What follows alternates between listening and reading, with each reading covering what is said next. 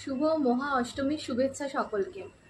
প্রত্যেকবারের মতো যে রেমেডিটা বলে থাকি, দুর্গাপুজোর দশমীর দিন প্রত্যেকে কি করবে, একটা লাল কাপড়ের টুকরো নেবে। একদম নতুন কাপড়ের টুকরো হতে হবে, লাল রুমাল হলেও হবে, মানে একদম রুমালটার রং লাল হতে হবে। মায়ের যখন বিজয়া হয়ে যাবে, মানে পুরোহিতের যখন মাকে বিজয়া দেওয়া হয়ে যাবে, তার ঠিক পরে ওই লাল কাপড়ের টুকরোটা মায়ের দুটো চরণে খুব ভালো করে নিজের একটা উইশ বলতে বলতে, নিজে মনে মনে বলবে, একটা উইশ বলতে বলতে ওই লাল কাপড়ের টুকরোটা মায়ের চরণে ভালো করে বুলিয়ে নেবে। ব্যাস এটুকুই করবে। এবার ওই লাল কাপড়ের টুকরোটা যদি অর্থনৈতিক উইশ করে করে থাকো তাহলে ক্যাশ বক্সে রাখতে পারো, বা নিজের পকেটে বা ওয়ালেটে সবসময় ক্যারি করতে পারো।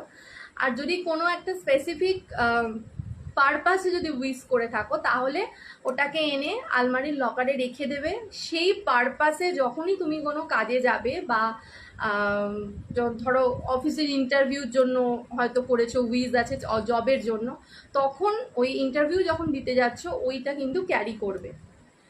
এইটুকুই করো, এটা খুব এফেক্টিভ রেমেডি।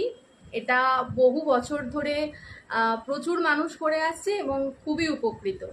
অবশ্যই করো, আর রিলসটা শেয়ার করে দিও, তাহলে আরও অনেকের কাছে পৌঁছবে।